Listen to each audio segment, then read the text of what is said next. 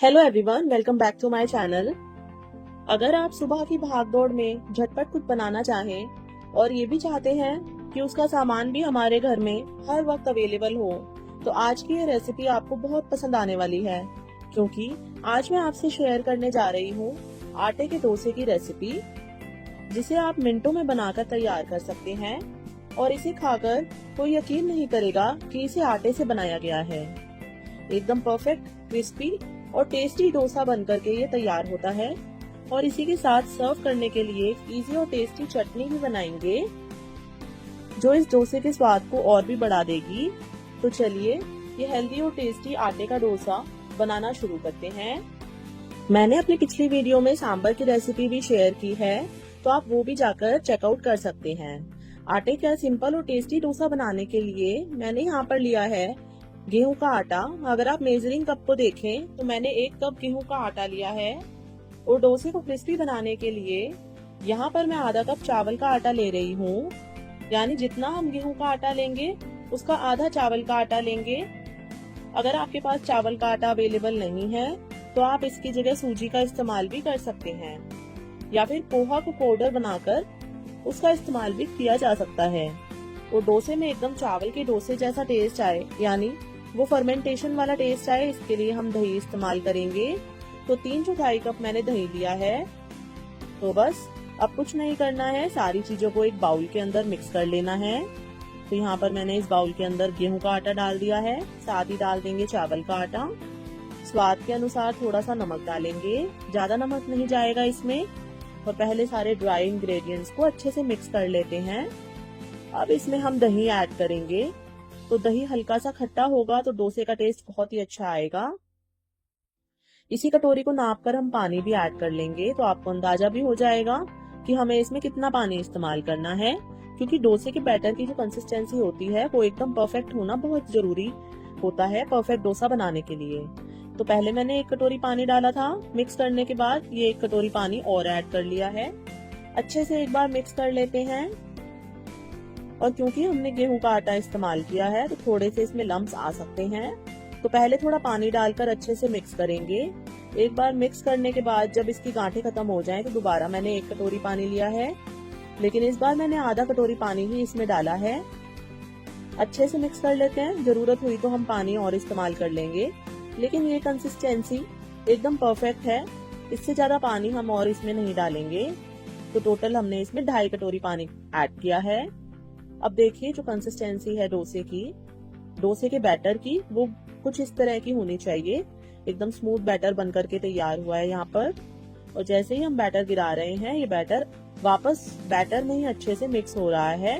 तो इस तरह का बैटर बना करके तैयार करना है। अब फटाफट से इसी बैटर से आप डोसा बना करके तैयार कर सकते हैं, लेकिन पहले हम इसके साथ सर्व करने के लिए चटनी बना लेते हैं, तभी तो डोसा खाने में मजा आएगा। तो यहाँ पर मैंने लिया है ग्राइंडर जार। इसमें सबसे पहले मैं डाल रही हूँ नारियल और दही।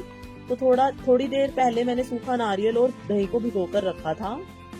तो जब भी आपको चटनी बनानी हो और घर पर सूखा नारियल अवेलेबल हो तो ये चटनी बहुत टेस्टी बनेगी। तो मैंने डोसे का बैटर बनाने से पहले आधा कप सूखा नारियल लिया है, बहुत ही इजीली आपको मार्केट में मिल जाता है। और अगर आपके पास फ्रेश नारियल है तो आप उसका इस्तेमाल भी कर सकते हैं, तो उस कंडीशन में आपको ये स्टेप करने की जरूरत नहीं पड़ेगी। तो ये जो सूखा नारियल है उसे हमें थोड़ी देर भिगोना है, तो इससे एकदम फ्रेश नारियल जैसा ही इसका टेस्ट आएगा। लेकिन हम इसे भिगोएंगे दही के अंदर। तो एक दूसरे बाउल के अंदर मैं ये सूखा नारियल ट्रांसफर कर लेती हूँ। और अब इसमें दही भी ऐड कर लेती हूँ। दही का टेस्ट इस चटनी में बहुत ही अच्छा आता है, लेकिन अगर आप दही नहीं खाते हैं तो इसकी जगह आप पानी का इस्तेमाल भी कर सकते हैं।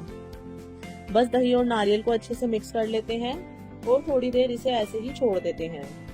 तो अब ये दही में भीगा हुआ नारियल बहुत ही अच्छे से सॉफ्ट हो चुका है, ग्राइंड करना भी काफी इजी रहेगा।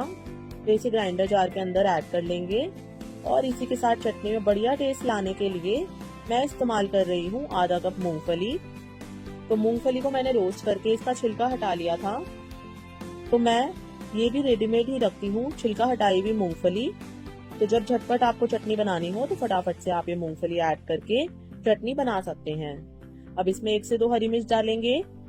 या जितना आप तीखा पसंद करते हैं। और इसी के साथ आधा इंच अदरक का टुकड़ा मैंने लिया है, जिसे छील कर काट लिया है।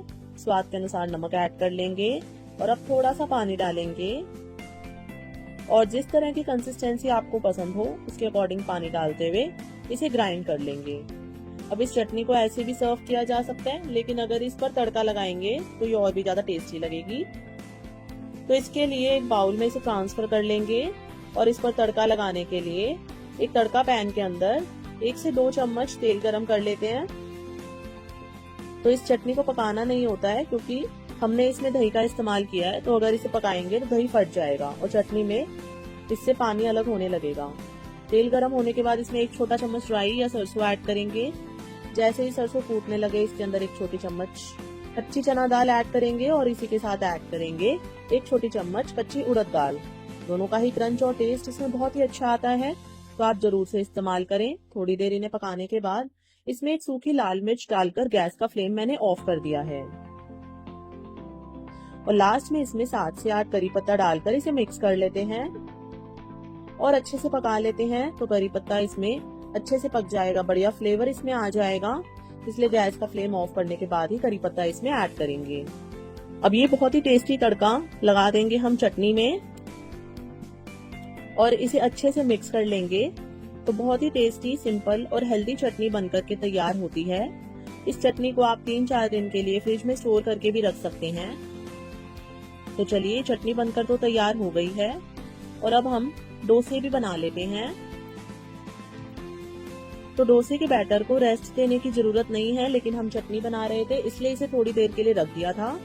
तो अब लास्ट में इसमें हम ऐड करेंगे बेकिंग पाउडर। तो ये बहुत ही जरूरी है डोसे को क्रिस्पी बनाने के लिए। अगर हम ऐसे ही डोसा बनाएंगे तो वो डोसा फट जाएगा, परफेक्ट टेक्सचर उसका नहीं आ पाएगा। तो हम इसमें 1 छोटी चम्मच डालेंगे बेकिंग पाउडर।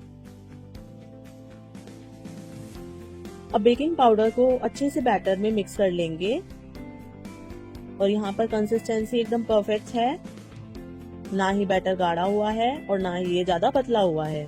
तो इसी तरह का बैटर बनाकर हमें तैयार करना है।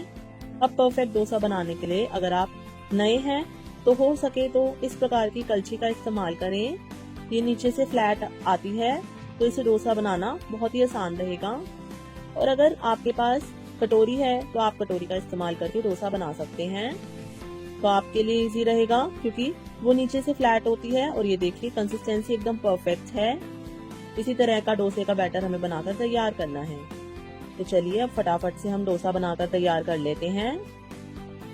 यहाँ पर मैंने डोसा तवा गरम कर लिया है और तवे को पहले हमें अच्छे से गरम कर लेना है, यानी जैसे ही आप इस पर पानी का छींटा मारे तो पानी उछलना चाहिए। तो फिर इस पानी को हम पोंछ देंगे और गैस का फ्लेम लो रखते हुए अब एक कड़छी बैटर डालेंगे और इसे फैला देंगे।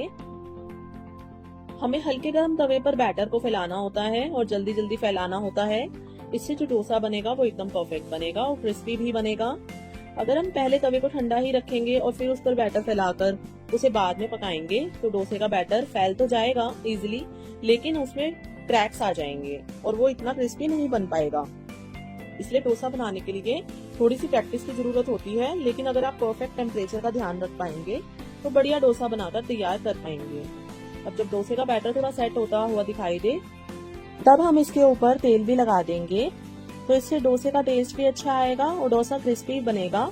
और ये देखिए धीरे धीरे जो डोसा है वो पकने लगा है, लेकिन क्योंकि डोसा तवा बड़ा है तो नीचे आंच वो इवनली स्प्रेड नहीं हो पाती है। तो मैं बीच में क्या करूंगी, इसके जो कॉर्नर है उसकी तरफ इस तरह से तवा घुमा लूंगी, तो इससे ये इवनली कुक हो जाएगा और परफेक्ट क्रिस्पी बनेगा। और ये देखिए 2 मिनट भी नहीं लगते हैं इस डोसे को बनने में। परफेक्ट क्रिस्पी डोसा बनकर के तैयार हो गया है, वो भी गेहूं के आटे से। इसे देखकर कोई भी अंदाजा भी नहीं लगा सकता कि हमने इसे गेहूं के आटे से बनाया है। परफेक्ट क्रिस्पी, परफेक्ट कलर और बहुत ही बढ़िया टेस्ट। तो चलिए अब हम फटाफट से दूसरा डोसा भी बनाकर तैयार कर लेते हैं। तो दूसरा डोसा बनाने के लिए सबसे पहले, क्योंकि तवे पर तेल लगा हुआ है और तेल का टेम्परेचर भी ज्यादा हो गया है, तो इस पर पहले दोबारा पानी डालें और पानी को अच्छे से पोंछ लें। तो इसका जो टेम्परेचर होगा वो हल्का सा डाउन हो जाएगा, तो बैटर फैलाना आसान रहेगा। ये देखिए जैसे मैं आपको दिखा रही हूँ। अब इसको हम दोबारा से पोंछ लेंगे।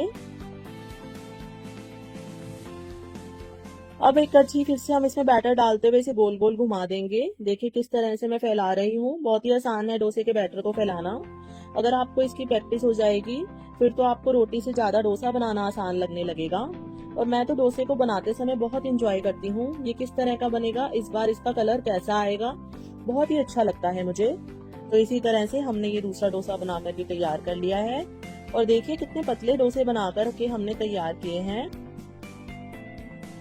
बहुत ही अच्छे क्रिस्पी डोसे बनकर के तैयार हुए हैं। बस फटाफट से डोसों को बनाते जाएं और इन्हें सर्व करते जाएं। तैयार की हुई नारियल चटनी के साथ इसे सर्व कर लेते हैं, या फिर आप सांबर के साथ भी इसे सर्व कर सकते हैं। मैं काफी देर बाद इस डोसे को टेस्ट कर रही हूँ, लेकिन ये अभी भी काफी क्रिस्पी बना हुआ है। बहुत ही यम्मी लग रहा है। तो आप भी ये हेल्दी और टेस्टी डोसा जरूर बनाएं और इसे एंजॉय करें फ्रेंड्स। कैसी लगी आज की ये रेसिपी मुझे कमेंट करके जरूर बताना। मेरे चैनल को सब्सक्राइब करना। Bye bye.